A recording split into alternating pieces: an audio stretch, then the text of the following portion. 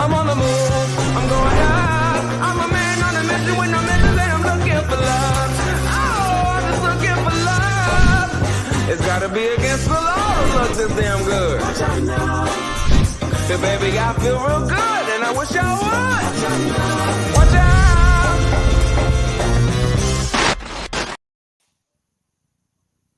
Hi everyone, welcome to today's Agencyphonics podcast. This is episode 79, hosted by me, Alfie Wenegieme, on behalf of Agencynomics. Today we have an incredible guest. This man and his co-founders have rewritten the playbook on agency growth and self-development.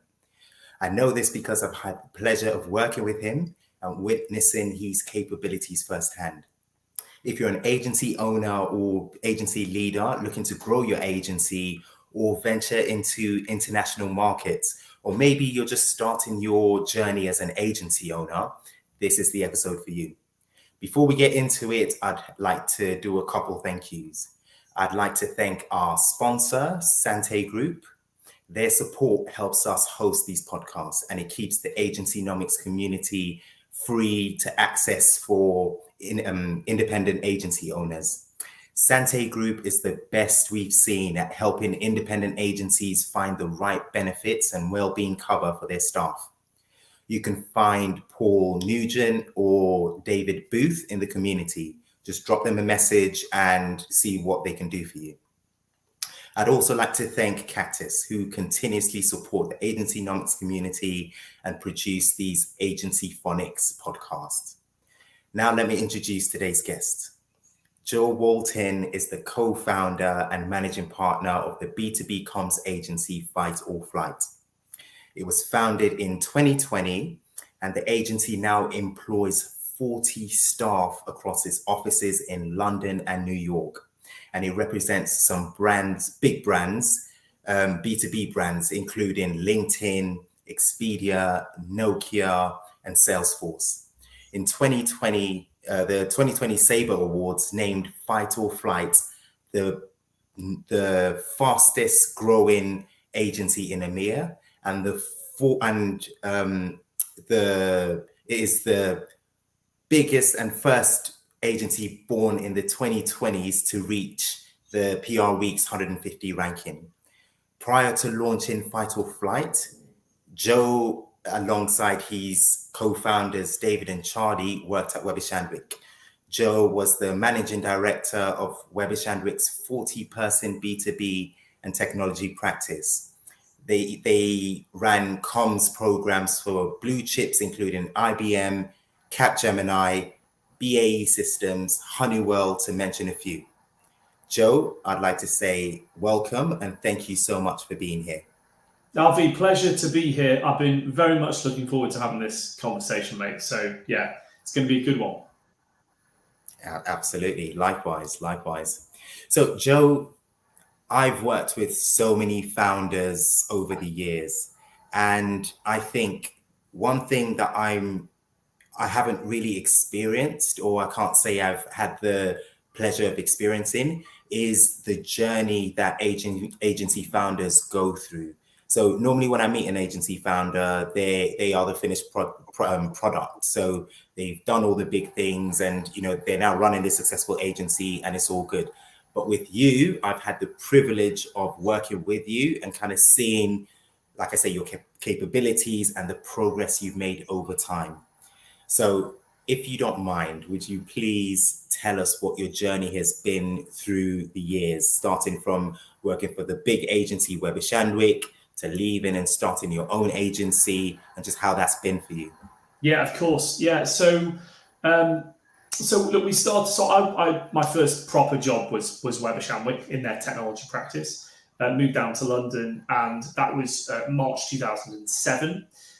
In the January, Steve Jobs had launched the iPhone, which was a seminal moment in the history of technology.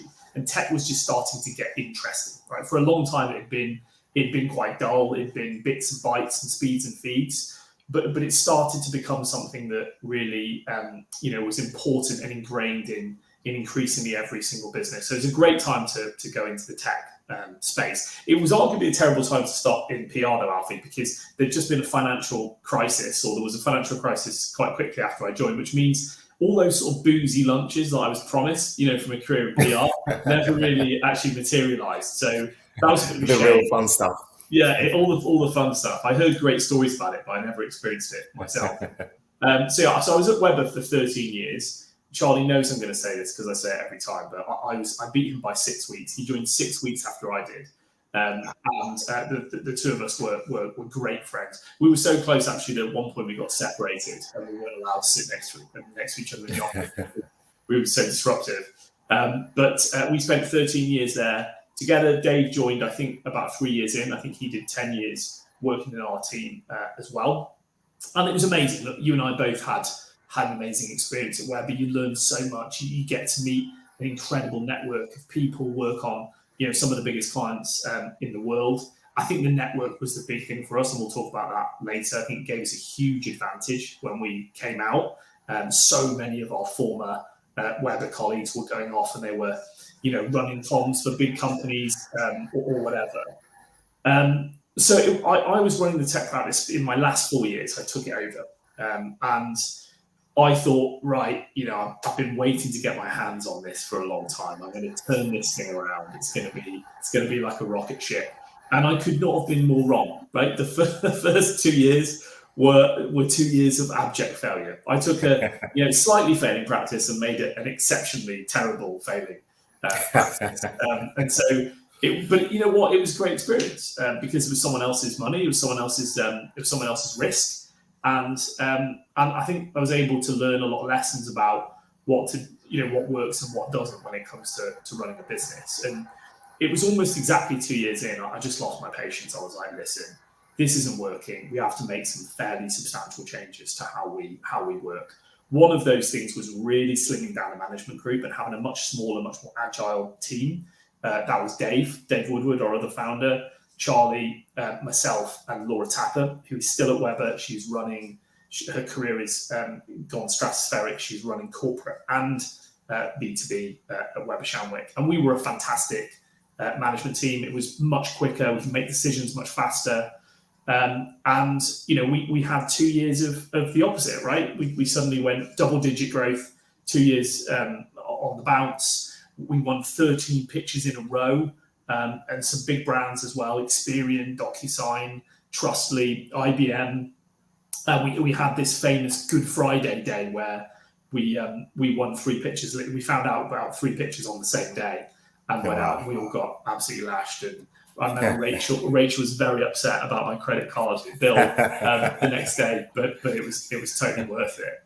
But you go on that journey, right? You kind of learn what works and what doesn't. And then we naturally reached that point where I was like, look, maybe we should have a crack at this ourselves. We believed that the B2B market was going to go boom. And we thought, well, why not chase that ourselves rather than doing it inside Weber? But also I think we've been very inspired by other entrepreneurs. Weber Shandwick's pretty acquisitive business, and they made 2 very good acquisitions when you and I were working there. Yeah. Flipside, which was kind of mobile digital firm, great friends with Marcus Dyer and Tim Drake who run that. I always found it incredible that you'd be sitting in management meetings and people would sort of place the same weight of emphasis on my opinion versus say Marcus's opinion, when Marcus had built a 20 million quid business and I was just running some clients. And so I always fancied doing that. I also got very well with that lot team, big fan of sort of Dave Beresford, Laura Tannenbaum, got a lot of respect for them and what they built as well. So that was kind of more social agency. And so I think that kind of gave us the bug. Went away on holiday, watched the Defiant Ones, which was that Jay-Z, the Jimmy Iovine documentary. Yeah. And I was like, hang on, Jay-Z, fine, but Jimmy Iovine, I'm as talented as he is. And now he's like doing deals with Apple. And then I think it was that summer, me and Charlie started talking about it very seriously. We went to the Green Room in Waterloo, which for a little while closed down, which we didn't think was a very good omen. And we started kicking around this idea of what an agency could look like. And I've still got the business plan on my phone, Alfie. Literally have it all in my notes. And it looks very similar to actually what we've created. A lot of the same names of people that we wanted to try and kind of bring in and make part of the crew. We approached our wives, I think, in December, and they both said the same thing, which was, you can do it, but you have to persuade Dave to go with you. Otherwise, it's not approved. And so, how much do you have to pay them to say that? Yeah, I'm not sure, but they were right, because if we'd done that without Dave, it would have been an absolute disaster. So Charlie and I then had to spend 4 months persuading Dave, but it wasn't difficult to persuade Dave, because I think Dave very much also, he was ready. I think he, more than all of us, saw the B2B opportunity and really believed in what that market could become. And he's absolutely been proven right by that in the last 3 years. And so, lots of meetings in hotels and all the rest of it. And eventually, May 2019, I say we handed a notice in. They resigned to me because they were technically in my division, although I didn't really feel like that. They resigned to me. I went in and resigned to Rachel on our behalf. And I always tell this story because and Rachel doesn't mind me telling it, I don't think. And I went in and I sort of put Dave and Charlie's letters down. I said Dave and Charlie have resigned, and she went, "Oh shit, what are you going to do?" And then I reached for my letter, and she went, "Oh, you're setting up an agency, aren't you?" And then there was this pause, right? And obviously I've been sort of dreading this moment for about a year. There was this pause, and she just said, "I'm really proud of you. You're going to absolutely smash it." And that was her reaction in the moment. I think you can't fake that, right? That shows that's a mark of the person, right? So so we were pretty good soldiers on the way out. I think we worked pretty hard, did our notice periods. September we left. We had restrictive covenants that meant we couldn't really launch until the following March. So what we did was we built up a sort of portfolio of clients, and then March 2020 we're like, right, we're ready. We took an office. And then Boris Johnson shut the country down and COVID started. We lost 3 of those 5 clients. Extremely worrying time. We just walked away from big, safe jobs. Remember some fairly dark moments. And I think that's where being 3 very best mates makes a huge difference, because one of you's up and the other ones can pick you back up again. And so, eventually we kind of got going again. We won our first pitch in Amsterdam, which we got paid $5,000 to pitch, Alfie, and we thought we were millionaires. We were like, this is so great. We spent $2,500 getting there and doing the research, and $2,500 on a massive night out in Amsterdam, which was wicked. Hey, win-win. It was so we had to fake that we had an office at one point, which I'm pretty sure the client, I absolutely know the client knew we were blagging, but I think her view was like, if they're going to go to this much trouble to pretend they've got an office, imagine what they're going to do for me. Absolutely. When we win the business. And then fast forward to now, and 40 people, offices in Soho and New York. We'll probably do we will do 4.5 million in revenues this year. 4th fastest growing agency in the world last year. 4th fastest growing agency in the UK. And look, incredible roller coaster of a journey, but I'm very privileged to have done it with some of my best friends, which is great. That is an incredible story. And honestly, like I said to you when we first started talking about this podcast, that is the main reason I thought it would be super beneficial to anyone listening to this podcast within the community, outside the community, just to learn the growth and the progression and see what the possibilities are. It's not easy to start an agency, but to make it successful, and then it's all these accolades after accolades, it's impressive, beyond impressive. Thank you. I just want to touch on something that you mentioned in all of that. You said, while you were at Weber, you learned a lot of things, and it was someone else's money. So basically, you're being paid to learn, and and I know you're being modest, because of course I was there. I know what you did in the tech practice, how you grew the revenue, and it was challenging at times, yes, but you definitely rose to the challenge. So, what is the question I have is, was there a mindset shift that had to happen going from big agency, running the tech practice there, to going off and starting your own agency? And if that is the case, if there was a mindset shift, what was it about? Because personally, I think mindset is the beginning. If you want to achieve anything, it all starts with the mindset. So what was the mindset shift that happened, between going from Weber to Fight or Flight? Yeah, I mean, look, we were lucky to some extent because at Weber, we learned the commercial mindset. Weber will teach you that, probably better than any agency. Had the opportunity of working with you, which I loved. And we've obviously hired Kate, who you work with very closely on the consumer side. Yeah. I had the opportunity and privilege of working with Tunde, who is still one of the most influential, people in my career in terms of helping me. So he was our business manager, your equivalent, but looked after my team. Yeah. And he wasn't just a numbers guy. Like, I think you guys often got sort of typecast as the numbers guys, but actually, you're so much more than that. Like, you're commercial, you're great, like coaches, mentors, confidants. Some of my toughest moments, like he was the person I picked the phone up to. But we definitely, myself, Dave, Charlie, we learned about how to run a business commercially. So we didn't necessarily need that mindset shift. We effectively were just taking that, what we built inside Weber, and then building it again outside Weber, which is pretty much what we've done in the last 3 years. It's roughly the same size now. Same sorts of client logos, roughly the same number of staff, but obviously it's across 2 markets, which makes things slightly more complex. I know we're going to talk about that later. In terms of mindset shifts, I think actually the big one for us was, firstly, at Weber, there was always somebody that was going to say no, right? So your job was always to sell the idea. Like, this is why it's going to work.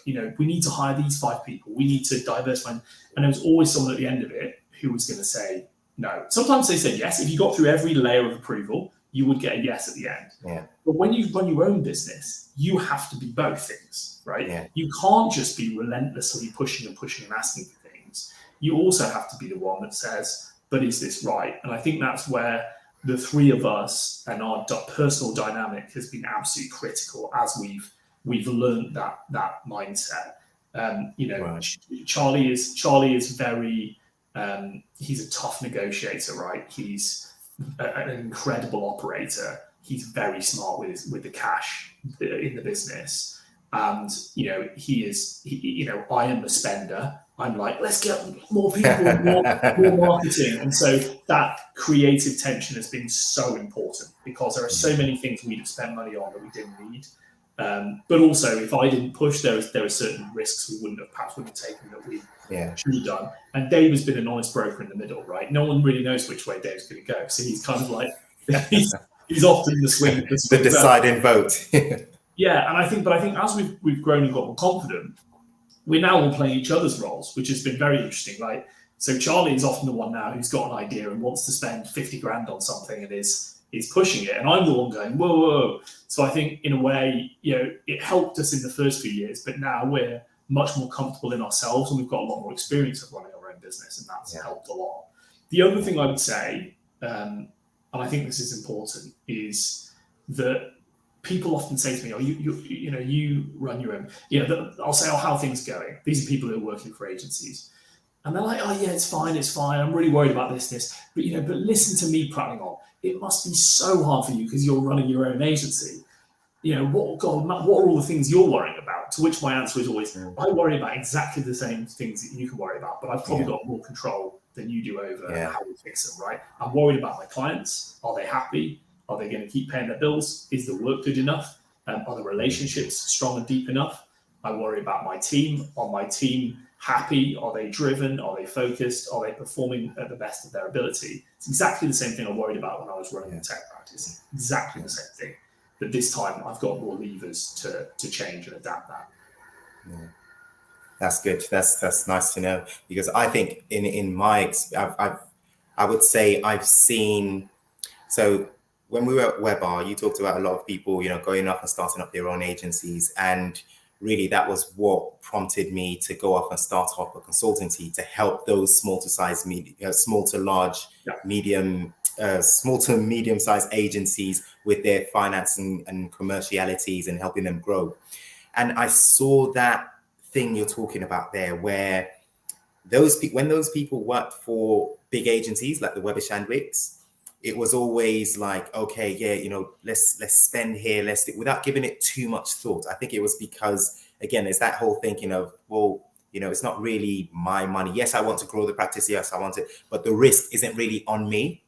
But when they go and they set up their own agencies, it's a completely different story, because everything's on you now. You know, when I start working with them, when they, you know, them with their agencies versus Weber Shandwick, completely different people, because now they're more focused. They want to know, you know, how do we forecast? How do we do this? How do we do that? You know, and it's amazing to see.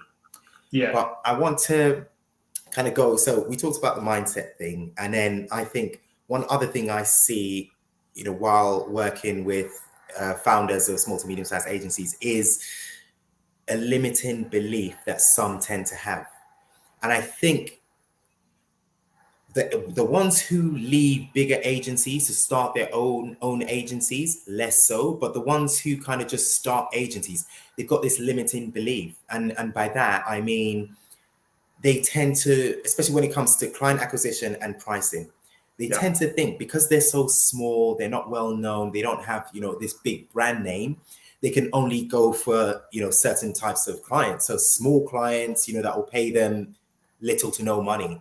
And then when it comes to the pricing side of things, they want to price themselves so low because they feel like, you know, oh, these clients won't pay, you know, the large amounts of money that, you know, they'll pay big agencies, or, you know, it's all of these limited beliefs. And because I've worked in a big agency, you've worked in a big agency, we know that this is just not true. So when I look at the Fight or Flight roster of clients, you clearly have not limited yourself at all. You're going for the big clients, you know, clients that global agencies will go for. What is kind of, how have you, clearly you don't have the limiting belief, but what are your thoughts on what advice would you give these small to medium sized agencies that feel they can't, you know, increase their rates, they can't go for the big clients? What has your experience been, and what advice can you give? Yeah, I think it's a great observation generally, Alfie, this idea of kind of limiting beliefs. And you're right. I think I'd probably take it into two blocks, right? So I think the first part of the question is kind of the client acquisition piece. And I think the second part is the pricing, because I think it's possible to have, you know, we're a good example, right, where we don't have limiting beliefs on the client piece, but we do have quite a lot of limiting beliefs, I think, on the pricing.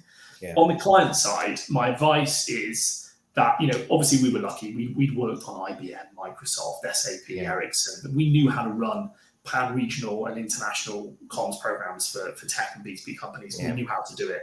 And we also knew what it looked like backstage, right? And I think if you've never worked at a big agency or you've got limited experience, you look at the dressing of these, the stagecraft of these big firms, and you think, wow, I could never replicate that. But you know, we've seen all the stuff that happens backstage, which is a lot of good process, but also fair share of dysfunction. And, you know, it does depend on how good the individual team, client team or whatever is, you know, in terms of what the service is going to look like at the end of the day.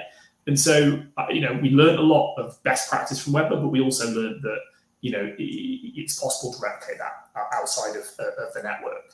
My advice is it takes one client. It only takes one client. You know, for us, the client, the big one, was obviously LinkedIn, which we won in the October of 2020. We were invited in the August of 2020. UK B2B and corp comms brief, massive opportunity for us. LinkedIn, I think, I don't know, I'm biased, is probably the sexiest B2B brand in business, right? It is redefining, you know, the world of business in a way that, you know, in talent, in sales, in training and development. You know, I think during the pandemic, it was actually an incredibly uplifting place, as distinct from other networks, which were not. And so, you know, for us, we obviously desperately wanted the business. You know, I remember I actually quit booze, Alfie, which you'll find amusing. I quit booze for 6 weeks. The RFP landed, and I was like, well, I'm not drinking a drop of alcohol until that's saying a lot. Yeah, and I got up pretty much 4:35 a.m. every day. I was like, I am not going to let, you know, one thing slip here. I'm going to make sure we give it our absolute best, because we were pitching against as you can imagine, the great and the good, some of the biggest agencies in the world, right? So we had to really show up well. We obviously won the business. Well, I've actually got a video of when I told the team that we'd won the business, and it's the worst video ever because everyone literally just sits there in stunned silence. It's amazing. But honestly, firstly, kudos to the clients, right? A lot of clients want to, and a little bit are incentivized to take a risk on smaller agencies. I think small agencies don't always think that way. They think, well, the client's got to give the business to a big agency. A lot of times the clients don't really want to do that. I think their procurement teams want them to take chances on smaller businesses as well as working with larger agencies. And I think it took a lot of guts on the client side. Dan Miller, Lucy Jenkins, Lucy Davis, Justin Bates, our key clients in Lucy Kerr, our key clients in LinkedIn really, gambled on fight or flight. We did not have many clients at that point, but consequently, we were so determined. We gave them everything that we had to do our best work. We've won a lot of awards with them for our work, joint work, driven a lot of fantastic coverage as a result. And once you've got the LinkedIn, you then go into the room and say, oh, well, we're the agency that works with LinkedIn. Yeah. And we started, we pitched Expedia, which was Syra Khan, great friend, good friend of you and I, absolute elite comms director at Expedia. She's completely smashing it. And she knew us, she knew we could do the job, but she also had that reassurance that, okay, well, LinkedIn have de-risked it a bit for me. So I can tell my boss, well, these guys are working with LinkedIn. And then it snowballs from there. So I think it takes one person, it takes one opportunity, but when it comes along, you just have to do whatever it takes to win it, and then it snowballs from there. So that with me will be the client piece. I think the other side of it is the pricing side, where we had a lot of limiting beliefs. And I think, we pitched ourselves. We thought we were selling. We thought people were buying from us because we were a cheap Weber. That was our mentality. It was like, we're a cheap Weber, which means we got to go in at bargain basement rates. Otherwise, we're not going to win business. And, I remember quite early doors talking about this with Nick Govia, who's CEO of Blurred, fantastic business, kind of corporate and ESG consultancy. And she was like, look, be careful. She was like, be careful that you're not undercutting yourself. By all means, if you want to sell on price, that's your call, but I think you might wind up regretting it. She was absolutely right. We did wind up regretting it. We had a lot of clients for a long time on bargain basement contracts that you couldn't get off. And the reality is these clients weren't buying you because you were cheap. They're buying you because you were good and they wanted you and you impressed them in the pitch. And they don't want to pay over the odds, but they're also happy to pay a competitive amount of money to keep you motivated working on the business. Then we started doing work for clients like LinkedIn, Expedia, Flipdish. More clients saw that award-winning work, knocked on the door, and we thought, okay, we got a bit more confidence. And so we introduced what you will absolutely love, Alfie. It may bring you out in hives because you know Dave well, but we made Dave our head of pricing. So, as well as being our creative director and strategy, he was our head of pricing. And what this meant practically was that Charlie and I, every time we won an assignment, we had to send Dave the statement of work, and he would open it.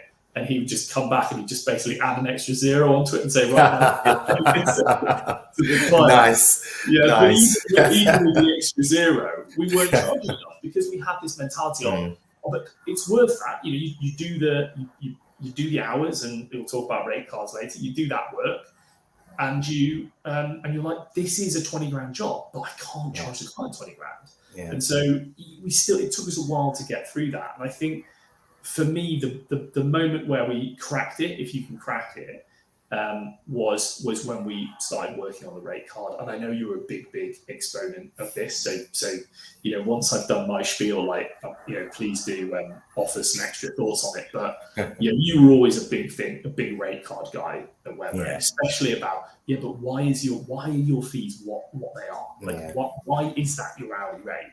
I think a lot of agencies out there, and I know this because we were one of them, despite all our good commercial education, were like, well, these are the fees, because these were kind of Weber Shandwick's fees, minus 25%. And it's like, you've got to do that work of and we did it with an interim CFO, and I think you provided us with some guidance and advice on it as well, of really breaking down, okay, what are your salary costs? What are your overhead? What does each individual in this business cost you all in? How do you, for 46 weeks of the year, if you bill them out, what do you need to charge them out at to make a 30% margin? We actually put a 40% margin on ours on the basis that we don't have the recoverability. We overservice quite a lot. And so we figure that we're going to lose some on the overservice. Yeah. So if we're a bit higher on the margin, we'll come in 20, 25%. And then psychologically, when you've done that work, you're like, well, hang on, if I don't charge you this rate, I'm really not making any margin. And it completely changes your mentality, which is, of course, I'm not going to send the SOW over for less than it's worth. That's crazy. And so that brought us a clarity, and it brought us a confidence that has really helped us, I think, moving forward. But please, I've explained the rate card piece badly there, but I know you. No, for the most part, no. You've got it. Like that's the principle of calculating the rate card. And I think the major thing that is on the pricing side that you've touched on there, that I try to explain to the founders that I work with, is the value piece. Why is it that they're buying from you? It's not because you're cheaper. It's because you know what you're doing. You're providing a certain service that they appreciate and they're willing to pay for. So why would you undercut yourself and charge less? So I always try to explain that to founders. But thank you so much for breaking it down, because it's good for them to hear it from their peer, someone who's doing it and has done it well. So I appreciate that. Yeah. So absolutely. I want to ask a question on, so Fight or Flight prides itself on being a creative comms agency that enables B2B brands to compete. So in this, recession, with high inflations and everything going on, a lot of brands have probably forgotten that there's still a competition going on out there. So they're, cutting campaigns and reducing their budgets with agencies and all of this stuff. And for me, it's just counterintuitive, because if anything, now's the time to actually fight for every pound, right? Make sure that, you're competing. There's a lot of, companies out there that are doing what you do and you want to compete. So if anything, you should be spending more with agencies. Yeah. What has your experience been in this time? Yeah, I think it definitely, I agree with all that, Alfie. I think it depends on sector to some extent. Where I'd probably take this question is, I think we're actually in a tougher dogfight in B2B than other parts of the market.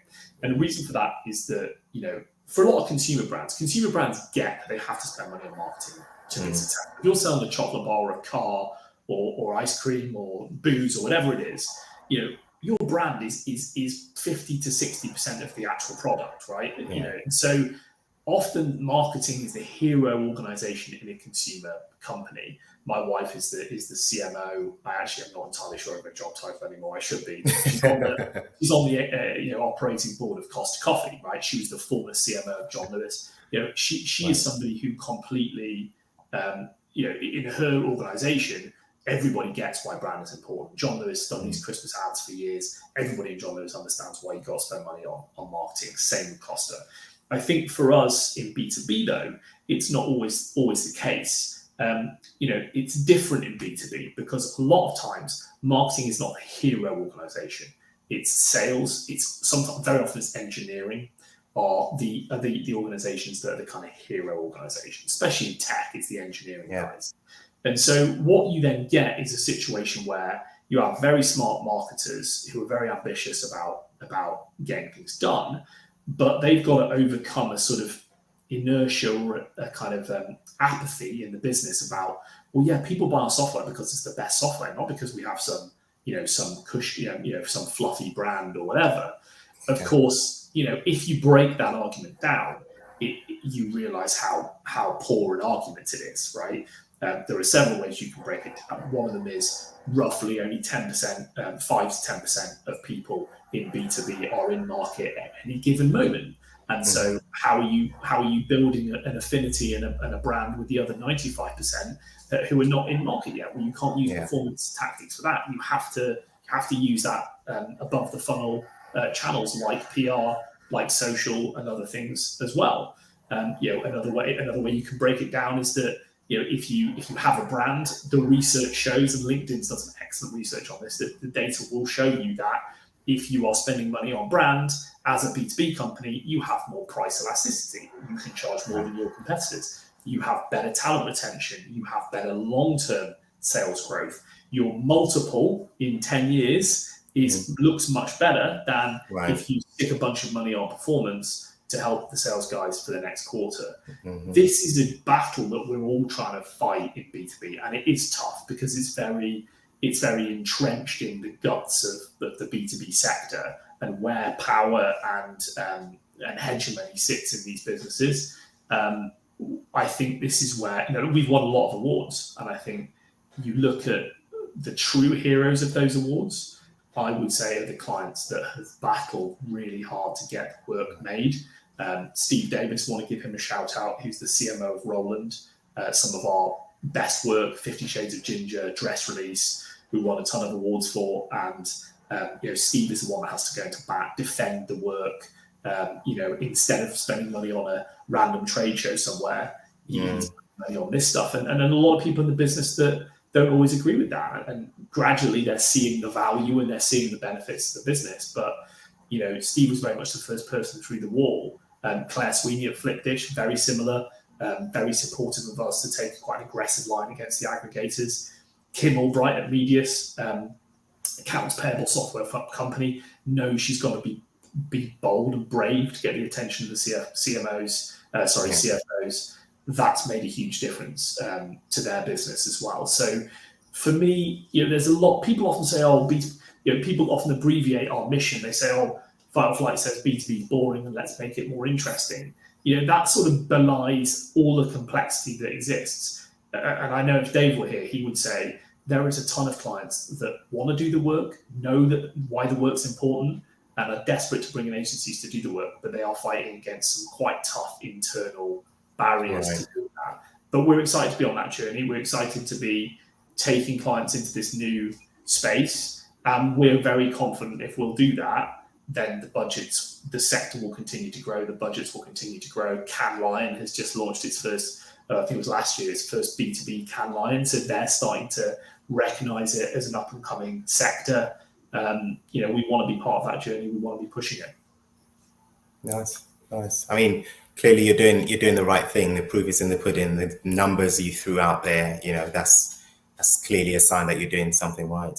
Yeah. So shifting gears to commerciality and finance, financial acumen.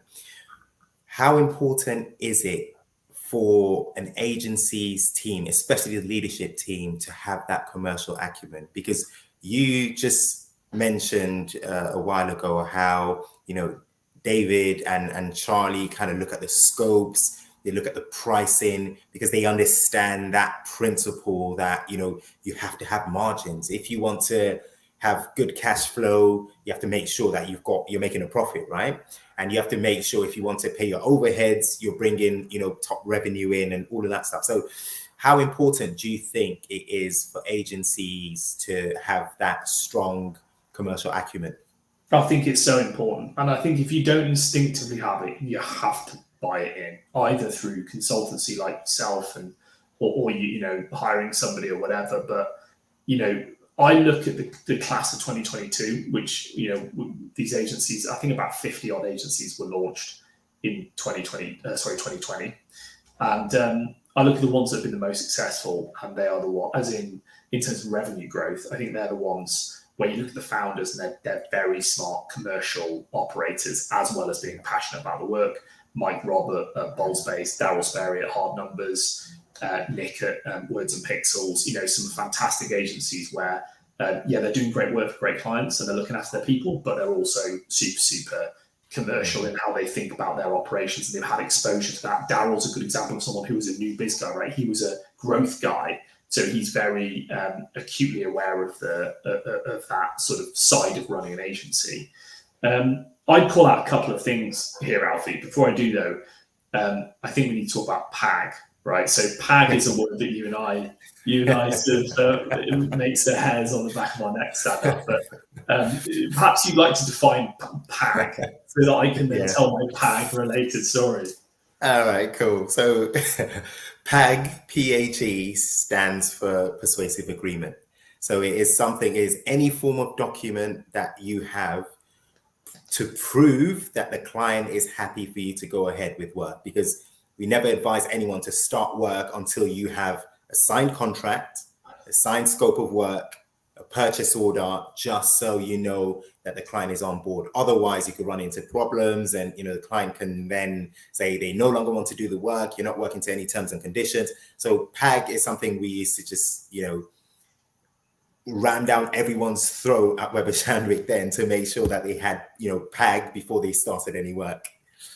Thank you for the description of PAG, which is much better than I would have done. So PAG was this word. Alfie and Tunde were constantly chasing client leaders for PAG. Where's your PAG? Have you got to get your PAG in? And when we started this agency, Charlie, who a lot of people assume that Charlie's the client guy now, because that was more his role when we were at Weber. But I would say of the three of us, Charlie is the one that is occupying what I would say is the traditional MD role. He's running the P&L, he's managing the CFO and the finance team, he's managing the lawyers, he's managing the real estate. He's probably the most MD of the three of us. And so he drives a lot of the financial systems and processes, and he just couldn't bear the idea of having the word PAG in our business. He was like, we cannot use the word PAG. I never want to hear that word again. So he created this quite elaborate system of revenue, right, where he has CREV, which is current revenue. That's revenue we feel, that's there. It's got PAG. It's got supporting. Committed. Yeah, it's committed. Thank you, CREV. You got PREV, which is it's probably happening, but we haven't quite got the money. And then the contracts, and then you've got STREV, which is the sort of stretch blue sky stuff. Right. So we've got a TAM for each one. And I think what we do well, because you asked about financial and commercial acumen and how important it is for growth. And I think often, you can talk about it at a high level, but I think where it's actually most interesting sometimes is in just the nuts and bolts of it. What we do is we have our CREV number, all the stuff we know we're going to make in the year. The PREV, all the stuff we're pretty sure is coming, but we just need to get the client to sign it off. So that might be, you've got a scope of work that runs out in October, but you're probably going to keep it. So the last 3 months of the year isn't CREV, it's PREV. But CREV and PREV still feel very solid. But then you've got STREV. Now, what we do with the STREV, which is the stretch revenue, is we have, right, okay, here's all the internal organic growth stuff on existing clients. Here's all the new biz stuff that we think we might win, all the pitches that are out there that we know. And we're assigning sums of money, best guesses to what we think these things might be worth. Yeah. And then we apply a probability calculation. You do it in a couple of ways. The way I prefer is you say, okay, well, if we convert all of this on a 1-to-2 ratio, it'll be worth this much. If we do it on a 1-to-3 ratio, it'll be this much. If we do it on a 1-to-4, it'll be this much. And so you're saying, okay, am I going to win 1 in 2 of my pitches, 1 in 3 of the pitches, 1 in 4? What does that look like in terms of revenue? And then what we do, and I think this has been a big reason for our success and our fast growth, is we put in a percentage of the STREV that we are comfortable with into our forecast, and then we hire against it. We hire against that money, and that might feel a bit reckless. Might feel a bit scary, risky. Yeah, a lot of people don't feel comfortable hiring against money that doesn't exist yet. But the problem with doing it the other way, which is I'm only going to hire when that money is, the work is won and the invoice is here. On average, it takes you 3 months to bring someone into your business. And so you're already 3 months behind the 8 ball when that work is starting. And so for us, we've been super aggressive on saying, look, even if you say, look, we think we're going to win 1 in 3 pitches, and that's pretty aggressive. But you put that money into your thing and say, well, if we do win that stuff, what's our SRS going to be? What is our salary to fee? You might want to explain that. I'm not sure everyone yeah, but what's your SRS? Is the SRS percentage good? In short, have we got enough people to do that revenue in Q2 next year? Because if we haven't, we need to get hiring. And by doing that, we've really pushed ourselves to go faster, further. And I'll tell you this now, we have outperformed every single one of our STREV forecasts because we've actually closed way more deals than we thought we would. Yeah. And so it's completely paid off. That is so good. And the reason for that is I did a post on LinkedIn maybe about 3 weeks ago, and I talked about this and, not hiring ahead of revenue.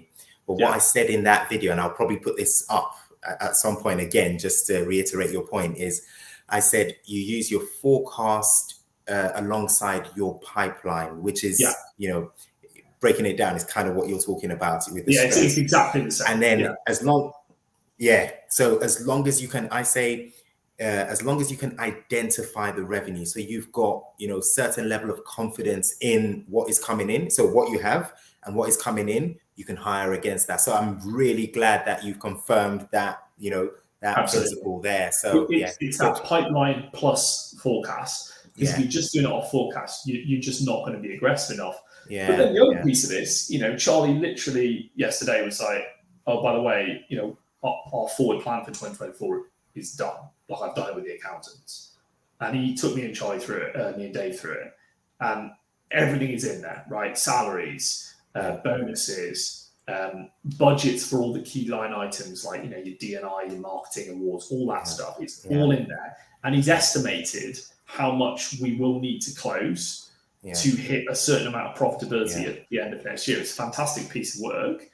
And look, we've got to find a lot of cash. We've got to find, 25, 30% more revenue than we've currently got in our business. Mm-hmm. And you look at that and you go, oh my God, that's terrifying.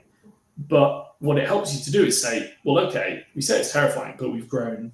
In 2 years ago, we grew 250%. Last year, we grew 85%. Do we think we can grow 30? Yeah, we probably can. And the market's quite a lot better this year than it was last year. And so again, I think it's about having the confidence of saying, well, what's our track record in pitches? What's our track record of growth? It's dumb to not plan for that. But what you do by having the plan and having all the hires in, as long as they're staggered in, you can always go, okay, well, we're not tracking, exactly in line this quarter. So let's pull a hire out. Much easier to do that than, continuously having to prove to yourself by making revenue that you can afford to make hires. So again, I think having a proper financial, whether it's quarterly, monthly session with someone like yourself to come in and advise, just look at some of those key KPIs, SRS, fee income per head, margin, how all of these things are tracking. I think it gives you, it might sound a bit boring, but it gives you the confidence to make decisions based on a couple of potential future scenarios. And when you get there, you'll look back and go, oh my God. A lot of agencies get scared about jinxing it. Like, I don't want to jinx it. And we were like that for a long time. It's like, oh, we don't want to do that. We don't want to jinx it. We'll never win that work. Honestly, there's not a lot of value in that. You're basically sandbagging yourself. Much better to be brave and say, look, on a balance of probability, we're probably going to deliver this, and let's build a plan that we can always pull back on as we go through, versus versus not doing that. So that has been a really important part of that commercial mentality that is embedded in our leadership group. That is impressive. Literally, like, you just took the words out of my mouth. That's exactly how I, recommend clients do. I had a conversation yesterday with a client where I was saying, she had done she was talking about the budget, and I said, look, you need to put in all your potential hires and everything. Just look at it and see, what this is the worst case scenario, right? Now, how much revenue do we need to mitigate this to get to whatever margin we need to get to? So amazing. I'm not surprised anyways. You clearly get it all. So you got it. So in 2021, Joe, you announced that Fight or Flight was expanding into the US, and you've since set up an office in New York. Congratulations for that. Thank you. What were some of the factors that led to you wanting to, expand into the States? The States is not an easy market to crack, and you're you are a young agency. So that's a big move. So what brought that on, and what has the experience been like? Yeah, so it's not quite as reckless as it sounds. I think a lot of people, there's a track record of a lot of agencies setting up in America from the UK and it not quite working. But this wasn't us going, oh, we want to be in America, therefore we're going to send someone out to America. It was more that, I had a call from a client of ours, a former client, Kim Albright, extremely talented corporate brand builder. She was CMO of Concur and built their brand before they were sold to SAP for, I think it was 8 billion. She did a lot of senior roles in SAP, and she's now at Medius, which is an accounts payable software company. And she called me and said, look, I'm going to put out the work for pitch. She said it's going to be competitive, but if you want to bid for it, you've got to have a US office. I'm basically giving you 2 months to get a US office up and running. Can you do it? And I was like, yes. I was like, yes, we can do it. Without thinking. Yeah, exactly. And honestly, it was probably the toughest decision that we had to make as a three. And it did really test our decision-making process, to the limit, because I think we were all, the idea of going to the States made a lot of sense. We've all got amazing networks out there. We'd spent tons of time, because tech is very US dominated. We had great relationships with tons of former colleagues and clients out in the States. And so we felt pretty confident we could get clients, get talent and that kind of stuff. But the big question was, did we take Dan Bird, who's one of our mega stars, and send him to America when actually we were still pretty young in the UK when we were talking about doing this? So this would have been, I think, 2021, yeah. And that was a really tough choice. You're risking, sort of knocking off the balance of the mothership to then speculate on a new market where none of you are actually living. And so in the end, we decided to send him, and it was definitely the right choice in retrospect, but we interrogated it quite a lot. We won the business, the Medius business in, I think it was November. I actually got COVID literally the next day that we won it, so I remember it. And then we started with them in the January, and it was a really big contract. They're still a client. We've done some fabulous work with Kim, love her and the team. And we then decided to hire Tim Fry, or attempt to hire Tim Fry. So Tim was global tech practice lead at Weber. He built the Seattle office up from nothing to 80 odd people, ran the Microsoft account, incredibly inspiring guy. Good 15 years older than me and Charlie, which we like to wind him up about. But he was very much a mentor to us. Like, he was on this pedestal for us when we worked with him at Weber. And I was skiing. I was in Avoriaz, and the only time you could do was when I was skiing. So I remember dialing into this call in like full skiing kind of headgear, helmet, and all this stuff, and chatting to Tim.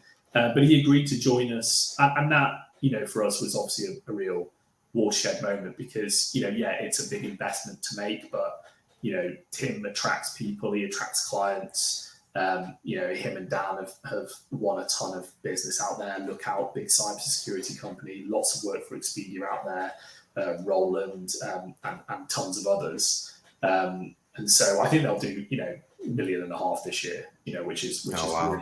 really, really impressive from a standing start. Just hired Emma Hedges, who, do you ever work with Emma? She was Weber. No, she was in the tech team. Yeah, I think she was a bit before your time. But she's been out in the States for 10, 12 years. Amazing leader. So we've just, her appointment was announced in PR Week last week.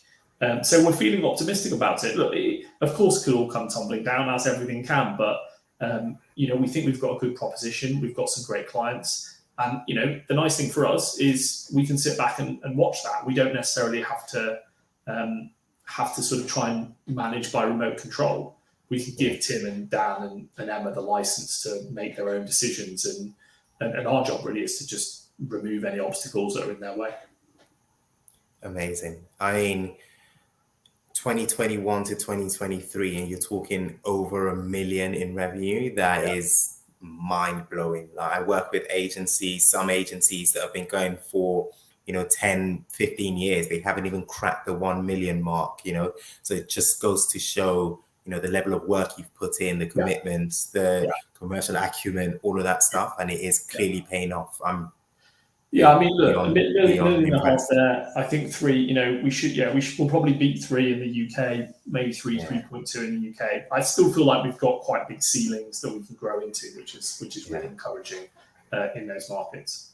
And that was my next question. Next and final question is, what is next for Vital Flight? Because I mean, by any measure, it's been like incredible numbers. The stats you're throwing out there, the accolades, all of that is just like what you would expect for an agency that's been going for over 10 years, right? Yeah. So what's next? What's your next challenge? What do you hope to accomplish in the next few years? Just tell us a bit more.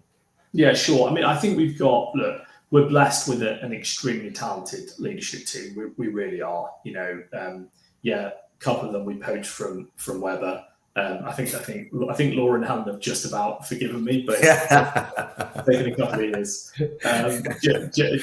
Gemma Ashley joined us from Weber. She's been brilliant. We hired Steph Crisp from Edelman. We hired Lauren Payne-McLeod from Teneo. They have been just astonishingly good for us for the last 2-3 years, along with Dan, obviously, who's in New York at the moment.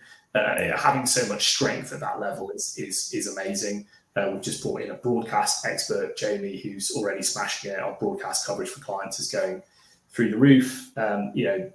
Lauren is moving into this kind of creative role, and we've obviously brought Kate Sargent, who's UK head of creative, ex-Weber Shandwick. So we've got a very, very talented leadership group, as well as the likes of Tim and Emma in the States. And so I think we feel like, to some extent, not wishing to jinx it, but sky's the limit. What are the things that are going to drive us forward to next? I think it's much of the same things that have got us this far. We are very focused on making sure we've got a happy, motivated team. We're always trying to I always say people don't stay at an agency because of what you've done for them. They stay because what you're going to do next. And so giving everybody ideas about what their next 6 months look like and putting big prizes for them all to chase, I think is really important. I think, be continuing this mission of B2B creativity. I think Dave and the work that the creative team are doing is amazing. Like, watch out for us. PR Week Awards, Sabre Awards, we've had a lot of nominations for the PR Weeks, and rightly so. I think the work that the creative team is doing is amazing in partnership with the rest of the account teams. And then diversification, I think, will be a big focus for us because, we have a lot of tech. We also have a decent amount of non-tech B2B, but we want to grow that. We're starting to dabble in, things like health tech and pharma. So building out some of our capabilities there, I think will be really exciting. America, we've got to start, but we need to keep investing there, and we need to keep growing the offer and showing that we can drive that tier 1 coverage, deliver campaigns that really move the needle for some of those clients. That's going to be absolutely key. But I also think just remembering to look down the mountain and appreciate, the journey that we've been on. At the end of the day, it's great to have a fast-growing agency, but the thing that I love the most is I always do these videos every few months of just all our best moments as a team, and we just have an exceptional team, top to bottom, and a great culture that. Me, Dave, and Charlie are super proud of it, and we also have very little to do with it.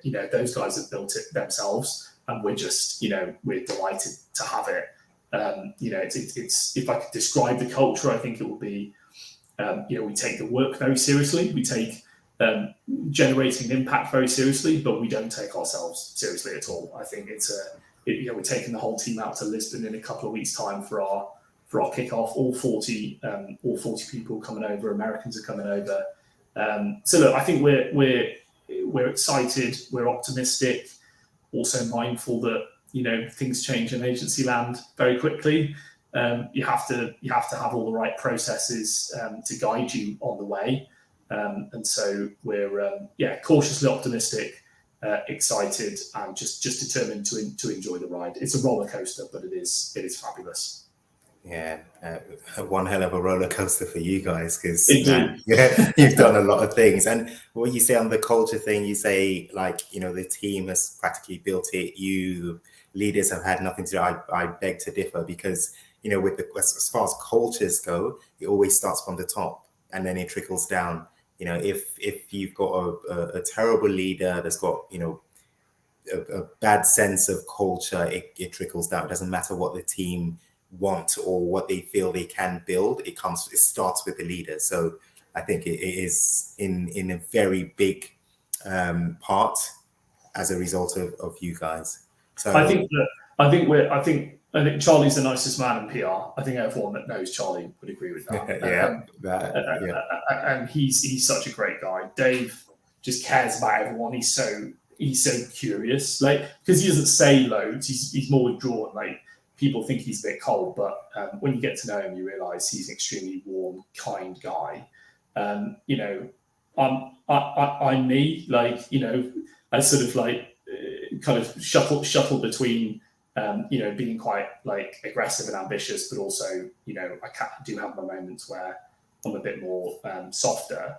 But we've got a lot of leaders in the team. We really do, Alfie. We've got Tim, we've got the Laurens, the Stephs, the Kates, the Dans, the Gemmas, right? And all these guys are genuinely building the culture themselves through their own teams. It's not enough for the three of us to do it. It has to be at that level as well. Yeah. And that's where I think it really lives and breathes.